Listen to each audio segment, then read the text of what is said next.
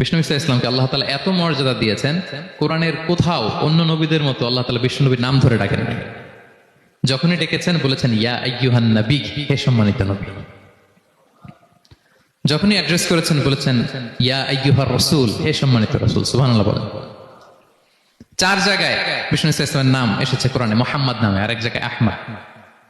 এই 4 জায়গায় মোহাম্মদ যে উল্লেখিত হয়েছে, একটি জায়গায়ও নাম ধরে ডাকেন নাই, বরং ওনার রিসালাত, ওনার নবুয়তের বর্ণনা দিয়েছেন। যেমন মুহাম্মাদুর রাসূলুল্লাহ সাল্লাল্লাহু আলাইহি ওয়াসাল্লাম, মুহাম্মদ হচ্ছেন আল্লাহর রাসূল, এটা একটা কোরআনের আয়াত। এখানে নাম ধরে ডাকছে? মুহাম্মদ হচ্ছেন আল্লাহর রাসূল, এখানে কি নাম ধরে ডাকা হয়েছে? না। ওমা মুহাম্মাদুন ইল্লা রাসূল ক্বাদ খালাত মিন ক্বাবলিহির রুসুল, মুহাম্মদ রাসূল ছাড়া কেউ নন, তার আগে এরকম অনেক রাসূল পৃথিবী থেকে চলে গিয়েছে। এই আয়াতে নাম ধরে ডাকছে? না। 4 বার মুহাম্মদ শব্দটা কোরআনে উল্লেখিত হয়েছে, একবারও নাম ধরে ডাকে নাই। সুবহানাল্লাহ পড়েন।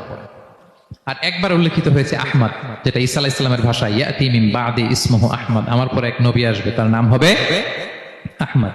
তাহলে দেখেন বিষ্ণু ইসলামকে আল্লাহ তাআলা এত সমীহ করেছেন, এত সম্মান দিয়েছেন, এত মর্যাদা দিয়েছেন, যে কোরআনে কোথাও অন্য নবীদের মতো আল্লাহ তাআলা বিষ্ণু নবীর নাম ধরে ডাকেন নাই। যখনই ডেকেছেন ইয়া আইয়ুহান নবী, ইয়া আইয়ুহার রাসূল,